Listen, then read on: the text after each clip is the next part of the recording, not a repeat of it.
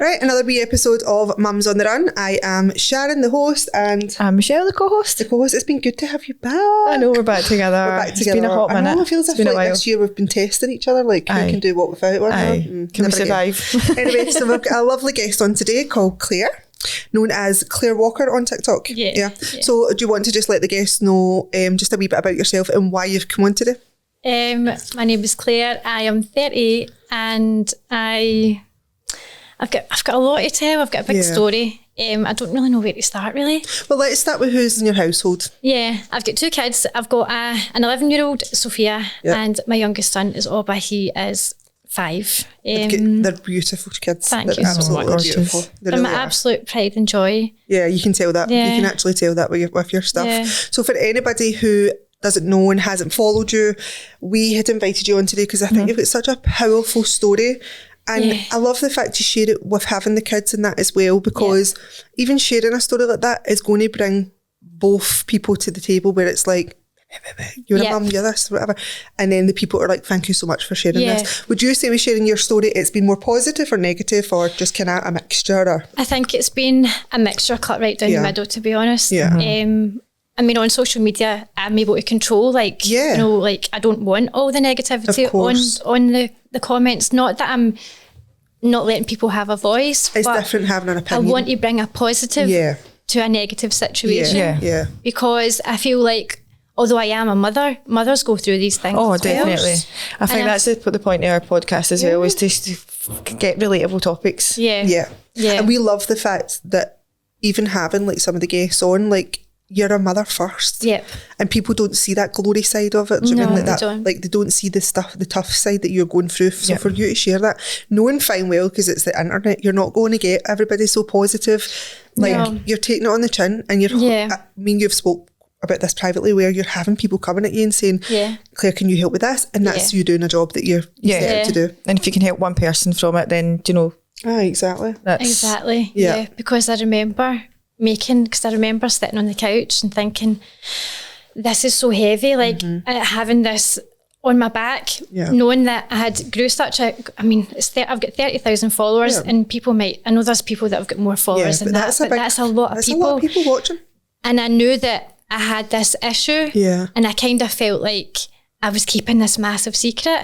Although, I mean, we don't have to share everything in the world. And I think a lot of people think because you're on social media, you should. Yeah. And some people do feel entitled to know everything. And do you know what I'm interested about? Did anybody, no grass you in, right? But did anybody ever comment anything like that? You know, you get the haters, like, so before you'd even disclose anything like that, did anybody ever come in and say anything like that? No. That's quite a good positive that nobody's...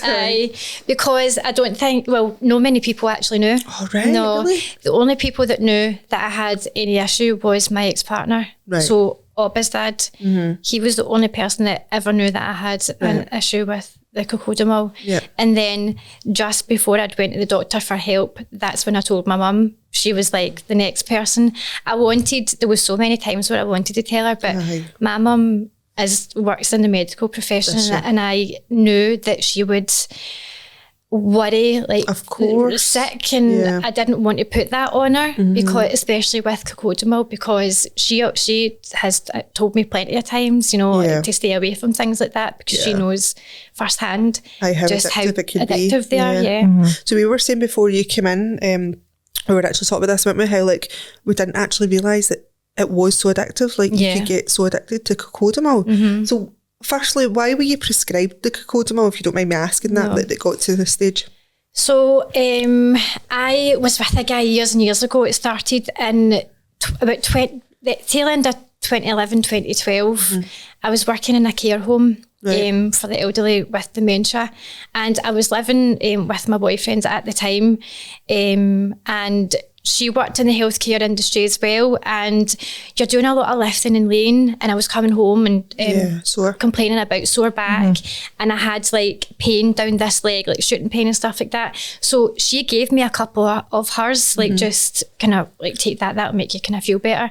And then the more that I did that job, the worse that the pain got, and I was like, I'm going to go to the doctor and tell them like, no, I've got this issue. And her and I had spoken about it. She's like, you're probably going to need, she couldn't keep giving me her pain relief because it was really, really bad. And I went to the doctor, and it was like, they kind of just ask you some questions, poke and prod, and then they're like, here's a prescription for cocodamol, amitriptyline and naproxen. I mean, within the first, the very first first visit, so it wasn't appointment. Like, let's try this one thing and then address it. No, it was like right off the bat. So did she want to review that, or was it just a case of keep giving you? Well, I was on it for about 3 years, like I mean, they would... Sometimes I'd go in and they'd be like, how are you getting on? And I'd be like, okay, I'm fine. Because at that point, you don't know. Like dependency, I think it starts off, I think there's a difference between an addiction and being dependent. Yeah. And you don't know until something's taken away from you. That's or what you need. that you're actually, oh, wait a minute, this, this, or I'm addicted, or I'm dependent on this thing. Yeah. So this was pre-kids, wasn't it? Yeah. Sophia was born in 2015. I was all ready. So with the cocodamol, obviously you're supposed to take them like 4 hours apart. Yeah. Did you feel that when it was coming up to your 4 hour to 6 hour dose that you were looking for another one, or were you just taking it when you needed it? I was taking it as prescribed, like for those 3 years, like I was doing as I was told, sort of thing. But I did kind of notice that as time went on that I would worry. I'd be like, right, you're kind of like, you come obsessive of how many you've got left, and right, when's my next appointment, to make sure that I don't have to go without them, sort of thing. So that was in the back of my mind, but I didn't shoot off the bat think, oh, I'm addicted to them, sort of thing. And is that something that obviously you'll know with medical background and stuff, but is that something that should be revisited then? I would say so. I mean, I take cocodamol. I've got lupus and things like that, so I'm in a lot of pain, and there is medication reviews that should happen, especially with things like amitriptyline and that as well, because they're lethal.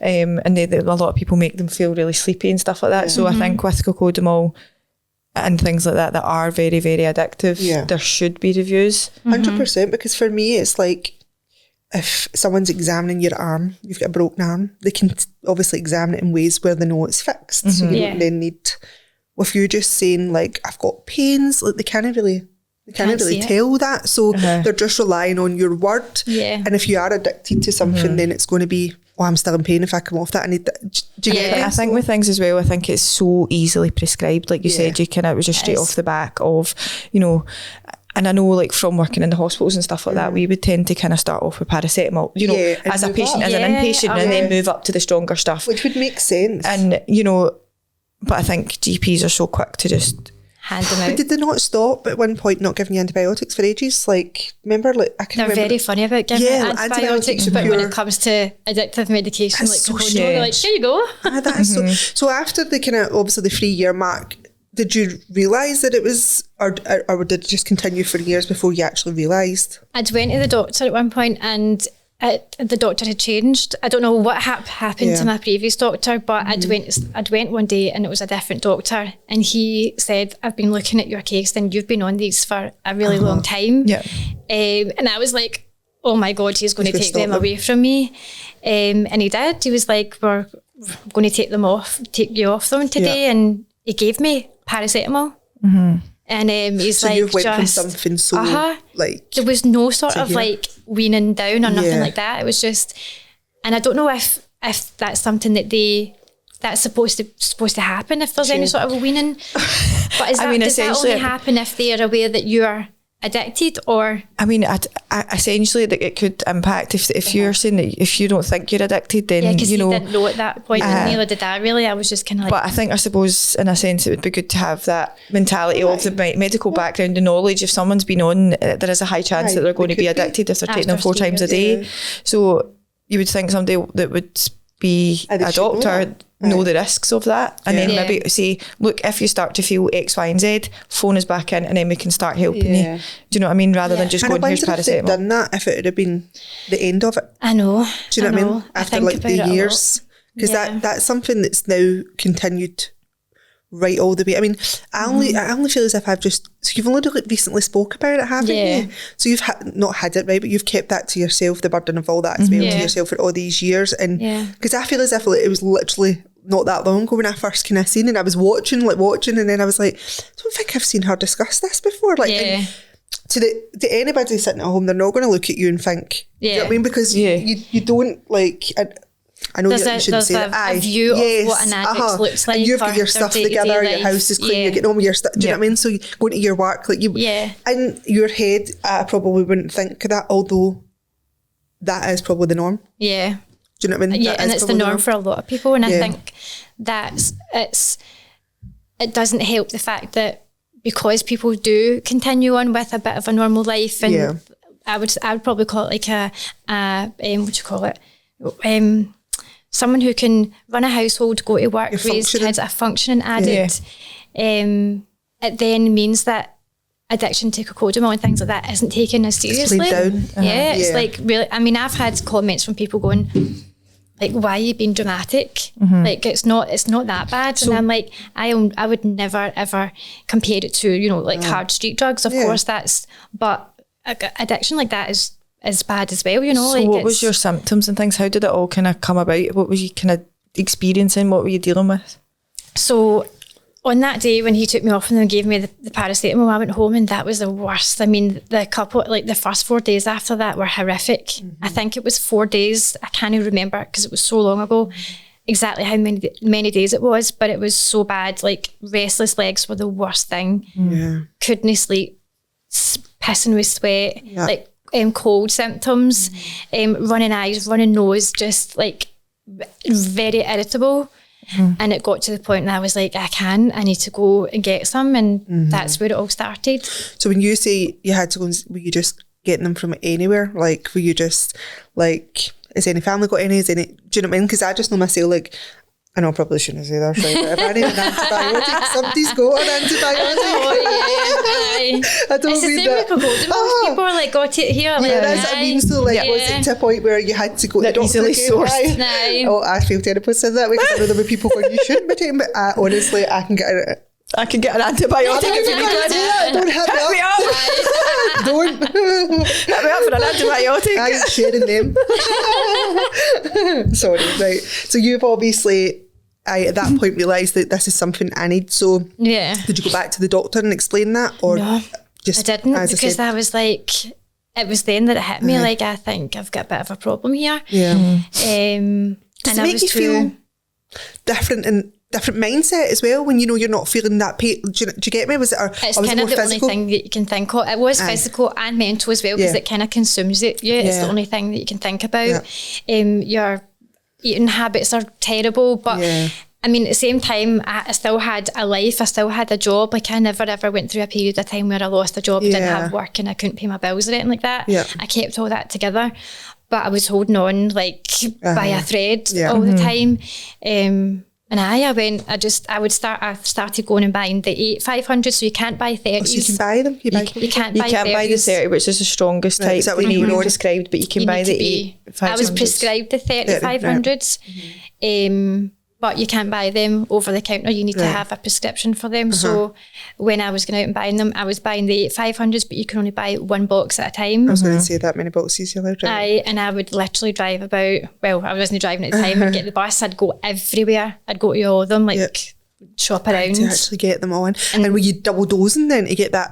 Aye. I mean, it started off with like just maybe taking, I mean, you're not supposed to take more than 2, but I would maybe take 3, and then it would go up to 4, and then gradually it worked its way up. No, that's actually wild when you're sitting saying that, right? So in my mind there, I'm thinking, no, you're buying one box, so you're actually weaning off it yourself, but it's actually now caused you to go and double dose. Which is dangerous, and it's the paracetamol in it that's the most dangerous. The paracetamol fucks your liver, basically. And that's the part that people don't realise. It's not the codeine. People think, codeine addiction. It's not. It's the paracetamol that does all the damage. It just shows you, but isn't it like, listen, doctors are wonderful people as well. Do you know what I mean? They go through an awful lot. Definitely. But there could have been support. There could have been support.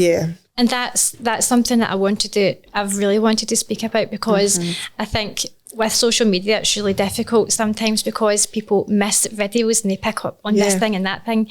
And I have said that to a degree. Like I take full responsibility for my addiction. Like that's on me. I chose to keep that going. But to a certain degree, I'm angry at the doctor for not keeping me in check. And I feel like, I mean, I don't have sciatica, by the way. I don't have it. Years later, I found out I actually don't have it. And if they knew that, then I might not have been prescribed them, and that sticks in my mind. And it's especially getting a cocktail of medicines the first time. That's been poor judgment there. Because as you said, they should have maybe really started with paracetamol. Let's see how this works for you, and then we'll go from there. And then it could have just been a case of it could have wore off, and then it couldn't have led to this. Do you know what I mean? But in a way, I'm probably you're probably sitting thinking, well, do you know what? I can now tell this story. Do you know what I mean? Yeah, for 14 years I was addicted to this and whatever, but you've come out the other end. You're now able to share a story.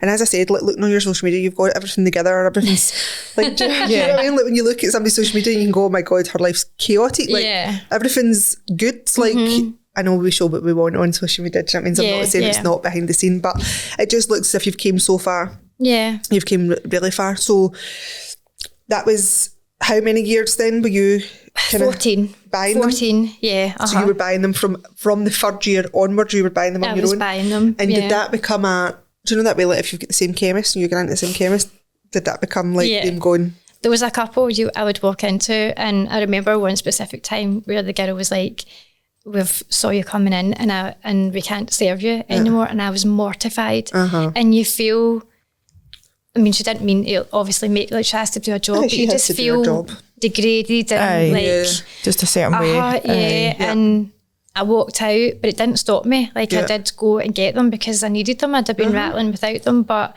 a lot of the places I was going to for years, and they would continuously sell them, but as well, like obviously that 14 years is a long time, and staff would change, and so I'd be smart about it and go at different times and try and get different people. You kind of know how to work it. You become quite conniving. That's the thing with addiction, and obviously Cocodamol, and they say you're using the hard hitting drugs as well. You know how to manipulate. You know how to control situations. Was it ever a thought of, well, I can't get this, maybe that would do that? Do you know what I mean? Like, was it ever a thought of switching to something a wee bit more harder, or like alcohol, or do you get me? Just to kind of, because if you never went down that road as well, you need to give yourself a pat on the back, because that could have been an easy option. Definitely. Just walking in and buying a bottle of wine or whatever. Do you know what I mean? Like that could have been such an easier option for you. I've got a drugs counsellor now that I see every few weeks, and when I first met her, she did say, like, a lot of people in your position like move on to harder drugs, and I actually had I was getting my hair done yesterday, and I was having a conversation with a girl who knew a guy who was prescribed the same as me, Cocodamol, ended up having an addiction. He got off them, and then the doctor, when he got off them, the doctor stopped prescribing them, and then he moved on to heroin, and then ended up ODing and passing away. And that's horrific. It is. That's a pattern of neglect. That's how I feel like a lot of people don't understand that addiction can start from places like that. It's 100%. Not all just erratic, just seeing, the typical person walking down the street. Like I'm so bad with my kids over alcohol, right? Because my dad was an alcoholic, and I always say my dad didn't just pick up a drink at 30 years of age and start drinking a wee can. As like he started so young, like he was introduced to drink so young, and it just over consumed his life. And I'll watch like kids nowadays, and they're out and they're posting like bottles and I was going to say Frosty Jacks. That's what we drank. A local or something, right? When I was young.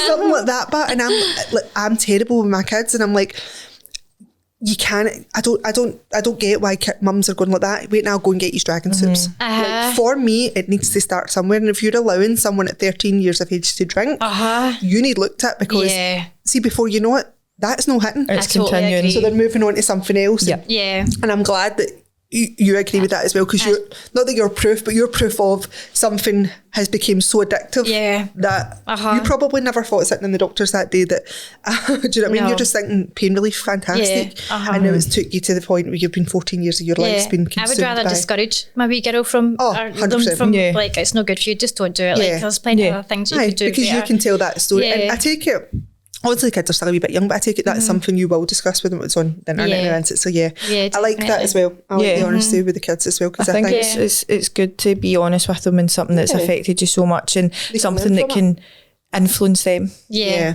know what I mean? It's different if you're telling a story that's not going to really change anything for them, but I think things like that is a good influence on them. So to be honest with them, it's... So my mum doesn't, like, my mum's terrible with tablets. I don't know why, right? But my mum doesn't take anything. Paul doesn't take it. No. So see, for me, like, see, even when I've got period cramp, I get really bad period cramp. Kids will let me take an Nurofen, and I'm like, no. I will sit here. So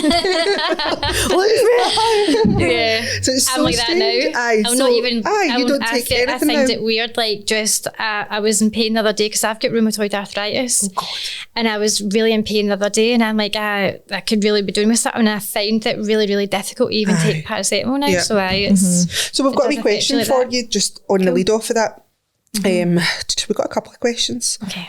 I'll ask you a wee couple then we'll, because I've got a few. So let me see. Sorry, I've saved everything into this album. Then I'm like, where is it? I've got pictures of Ali's granola this morning. Granola? Get a picture of granola. I wish Poppy would eat stuff like that. Oh, she's honestly... I can't. I've tried it. No, it's nasty. No, it's like eating cardboard. Right, so the first one, the girl doesn't mind, it's Holly. She's asked, hey, so I have a question for Claire. I don't mind my name being used, but that was because I will say we keep it anonymous if it needs to be. But was just to ask if she is open about talking about her cocodamol addiction from a partner's point of view. How do I support and help, and what are the steps she took to come off altogether? Right, okay. As a partner, so how would I want my partner to help me? Yeah, so thing? I think this person may be talking from how does she support someone, her partner? Yeah, I think to not be judgmental and listen and try and understand, and kind of take it at the pace, the person who's addicted's pace, and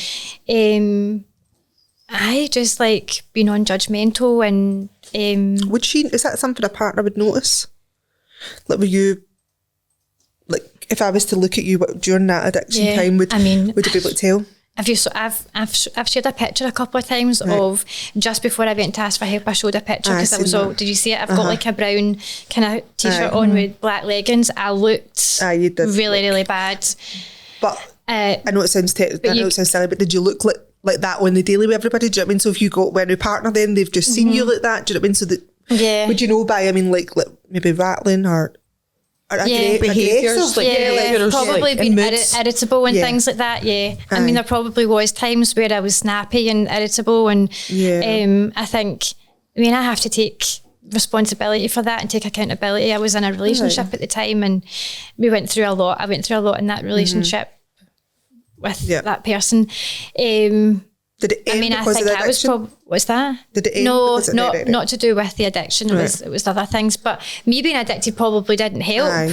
The way that I handled the situation, the situations probably didn't help, because you are so heightened all the time. You're kind of on edge. Your focus changes. So just being patient, it takes a really patient partner, I would say. And I take my hat off to anyone who would stick around and willing to deal with someone like that. I was glad she asked that though, because I was thinking that myself, because as I said, like, going on out with somebody that's an alcoholic, you can tell when that person's had a drink. So it's weird. Like, that's a really hard one. Because I was able to kind of hide it more, you know, like even though I looked really bad, just put on a bit of slap and a big hoodie. Like, we're good at doing that though, girls, aren't we? We can hide things really easy. Like, I feel like say to me now, like when I show that picture, they're like, I can't remember you being like you looking like that, or and I'm like, that's just because you just, like so you become a wee bit conniving, and you can manipulate the situation, and nothing else matters bar you getting almost like your fix, if you like. That's what it's like, isn't it? Like, we'll get that picture off you, and we'll actually put it and then that way people can actually see the difference. Because I was at the hairdresser's yesterday and I showed the girl, and she was like, oh, Claire, she's like, I don't mean to be rude, but my God, you look terrible. She's like, you look like an addict there. She said, I'm like, I know, you can see it. And what about, what was the bit she said at the end there? How did you the process? How was the process of coming off it? So, God, there was a day where I would just I was feeling bad for my kids. I'm like, because there was a day where I was being really snappy. Yeah. And I was like, I can't continue like this. Like, this is affecting my kid's life. It's affecting mine. Like, I knew that if I kept going this way, I was going to ruin their life. Yeah. And I probably wasn't going to survive it because I felt like I was dying. Like, I know that sounds dramatic, but I felt so ill. No. Yeah. Even when I was taken, it got to a point where you take them, they don't make you feel better, but they make you feel better than you would if you were if you were off that, withdrawn from them. So it's like a double-edged sword. Wean off? What's that? Because you're taking them so long, does it wean off? Does it like maybe not hit as like? Yeah, I think you become tolerant to them. Yeah, You build up sort of a tolerance where you don't get that hit, if you like, anymore. Yep. And I remember sitting on my bed and I had loads of them, and I considered suicide at that point. I was like, I don't see myself being able to get off these. Like 14 years is a long time. How I can't live without them. Like, I don't know what I'm going to do. So honest of you as well. To put it out there. That's very honest. Yeah. It was hard, and I was so scared because obviously I had Sophia at this point. Yeah. And I was like, I could have my children taken off me, like, and people are going to judge me, and work, and it affects everything. But it's either that or I live my life like this and ruin my kids' life as well in the process. And I called my mum and I told her, and she's shocked. She was like, Claire, gosh, why didn't you tell me? And I'm like, Mum, I can't put you in that position. Like, where you work, and I would have made you not say anything and put you in a position of, like, where... And she'd have been worried. Yeah, I get that. So I contacted my doctor within the next day, I think, and he was like, right, okay, we're going to refer you on to the drugs and alcohol unit in Paisley. It's in Baxneden Street in Paisley. And literally within, I think it was about a day or so, I was in there with a drugs counsellor, and the process is that you have to be in not a full withdrawal, but in a state of withdrawal before they can prescribe you anything. So we had a conversation about whether I would be on Esprinor or methadone, and what would suit me, my lifestyle better. Again, methadone I just associate with heroin. I know. Yeah. The heart and stuff. I didn't know that. Did you know that before? I know opiates is the same heroin. It's the same thing. Right, same family. So, I mean, essentially, that is. It's the same sort of element that's in cocodamol that's in heroin as well. Right. So we had a discussion about it, and because of my lifestyle and things like that, like she was saying, I think Esprinor would be a better fit for you. So I was prescribed Esprinor, and we started off on a really low dose. Yeah. So it starts off at 8 milligrams, and it's a controlled prescription, so you have to go in and be dispensed, where people go in, like they get their methadone. That was like a new low. Yeah. Although I'd reached out to ask for help, I was like, and I'm not talking badly about, addicts, but yourself, like people, like when you see addicts, people look at them and they look at them like they're a piece of judgmental. I always look at addicts because we've had an addict in our family, and by the way, she is absolutely fantastic now. Like, she turned her life, and she was a proper addict. She turned her life around massively. She works with addicts. She drives a lovely wee Mercedes with private regi, and I look at her all the time and I'm like, I'm so in awe of you, because I always remember it's a special type of person to pull yourself out of a dark place massively. That was the darkest place ever in her life. Like, for years, probably majority of her life she was spent at that point. Do you know what I mean? And I actually look at her, like, I was in the nail shop the other day and she was in there with me, and I was like, you would never, she's just, in my eyes, she's just a pure eye, like, she's up here, do you know what I mean? So I know that even, like, looking at her when she wasn't, you do look and go, how have you got here? Like, do you know what I mean? Like, what's so wrong to get there? And that's the thing, people probably think, like, addiction's always got to have something behind it, like trauma or something, don't they? Like, not necessarily. And it's not, it's not. So what we'll do is we'll stop it there and we'll go into part 2.